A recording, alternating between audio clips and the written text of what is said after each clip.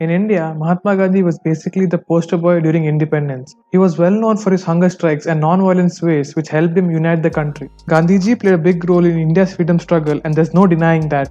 But not many people know about some of his best kept secrets. In Baba Saheb Ambedkar's own words, Gandhi Age is a dark age of India. And trust me when I say this, some of these facts will shock you.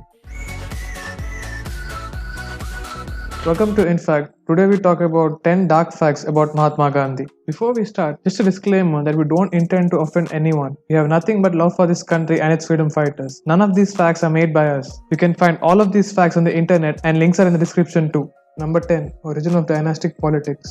Jawaharlal Nehru's daughter Indira married a Muslim man by the name of Firoz Khan. She changed her religion and became a Muslim, Maimuna Begum. The marriage took place in a London mosque. Gandhi ordered Nehru to ask Firoz to change his surname from Khan to Gandhi. Thus Firoz Khan became Firoz Gandhi. A lot of people still think that the present Gandhi family, which heads the Congress party in India, is a descendant of Gandhi. Through this absurd action of his, Gandhi pioneered the concept of dynastic politics in India. Number 9. Caste System. Gandhi was not an emancipator of Indian lower caste Hindus. He was a firm believer of the absurd Hindu caste system. Gandhi coined the term Harijan for lower caste Hindus to further create more division in the already divided Hindu community. Gandhi did not open a single door of any Hindu temple in Gujarat, his home province, for the untouchables. If lower caste persons were God's people, then as per this twisted logic of Gandhi, other Hindu caste members comprised of devil's people? He actually maintained two papers, one in English and one in Gujarati. In English, he posed himself as a supporter of movements against caste system, untouchability, etc. But in Gujarati paper, he actually supported the age-old dogmas.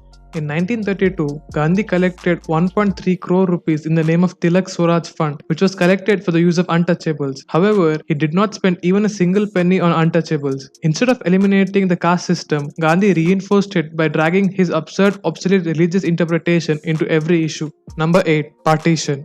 Gandhi was responsible for India's partition. Everybody may not know this, but it's true that Gandhi was responsible for India-Pakistan partition along with other leaders like Jawaharlal Nehru and Muhammad Jinnah. Gandhi said if Pakistan is created, it will only happen after his death. However, it was Gandhi who signed first on the proposal of creation of Pakistan. Gandhi had a good friendship with his India's enemy, Viceroy Mountbatten, who was responsible for the partition.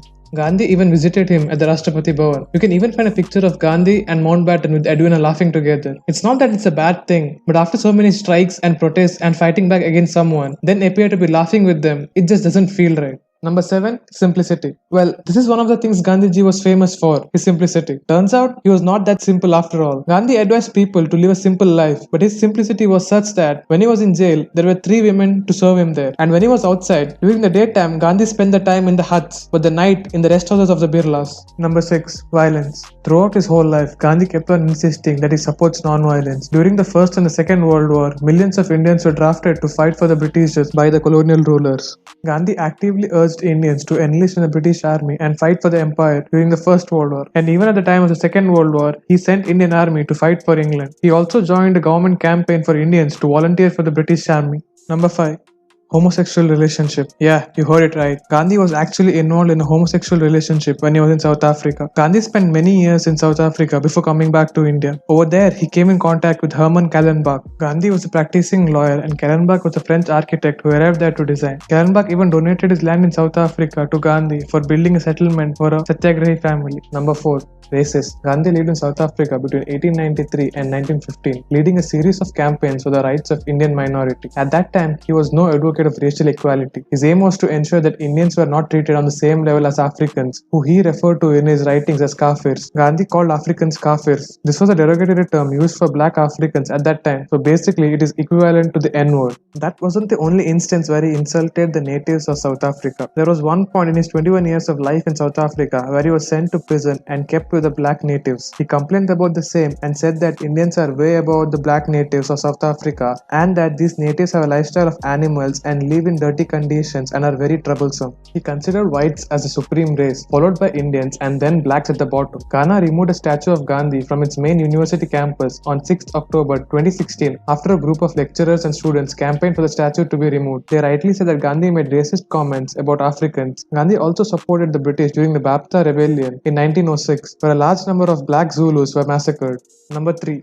betraying comrades. Gandhi used to say that Subhash Chandra Bose was like his own son, but Gandhi went on a hunger strike until Bose left his post in Congress. Gandhi also promised British government to hand over Bose to them as Bose was wanted at that time. Gandhi also kept people in the dark about saving Bhagat Singh. The truth is that he never tried to contact the Viceroy about Bhagat Singh's issue. This is said by the friend of the Viceroy named Manmat Nath in his writings. Gandhi feared about the popularity of Bhagat Singh. If Gandhi had launched a nationwide movement seeking the withdrawal of death sentences against Bhagat Singh, Sukhdev Thapar, and Shivram Rajguru, numerous Indian citizens would have gladly participated in it. Bhagat Singh bravely came out in the open by indulging in a bold act of defiance against the British colonial rule. He and Batukeshwar Dutt exploded two improvised bombs inside the Central Legislative Assembly in Delhi on 8th April 1929. They threw leaflets from the gallery and shouted slogans. Both of them quoted arrest without offering any resistance. Bhagat Singh, Rajguru and Sukhdev were hanged by the British on March 23, 1931. Bhagat Singh achieved martyrdom at the young age of 23. He was an intellectual, atheist, revolutionary and would have easily become the universal poster boy for anti-imperialism even before the global legend Che Guevara, who was born in 1928. Britishers felt highly threatened by Bhagat Singh's popularity. That's why they conspired to eliminate him. Gandhi was the only one who could have saved him by using his influence with the Britishers to save Bhagat Singh and his fellow revolutionaries. This really gives Gandhi a bad image because even now people love Bhagat Singh more than any other freedom fighter.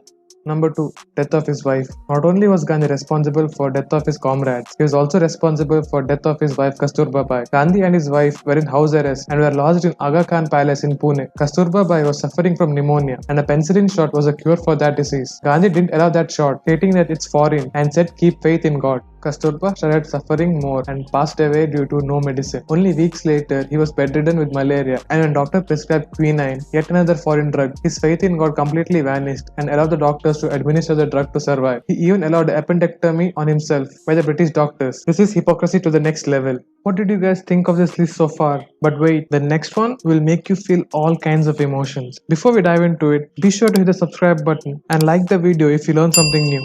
Number 1. Sexual relations. Gandhi used to preach celibacy. He always told his followers to shun sex and stay away from women, including their wives. Gandhi used to sleep with girls aged between 18 to 25. Very few people know about this, but it's true. The girls who slept with Gandhi accepted this. Gandhi also used to say that he is doing all this for his brahmachari experiments. What did he want to prove from these experiments? Your guesses are as good as mine. Gandhi himself accepted this, that at the time of going to London for higher studies, he decided to keep himself away from meat, liquor and sex. But he accepted that he could not control himself in the matter of sex. Sarala Devi Chaudharani, a Bengali nationalist activist, Danish missionary Esther Faring, and an English admiral's daughter, Madeline Slade, who took the name of Miraben, Dr. Sushila Nair, aged around 30 or more, and his two grandnieces, a married Abha Gandhi, aged 18 years, and an unmarried Manu Gandhi, aged 19 years, were among many women with whom Gandhi shared intimate relations. These women spent a lot of time with Gandhi alone, and were even exempted from the routine tasks in the ashram which everyone else had to do. Gandhi also described Sarala Devi as his spiritual wife.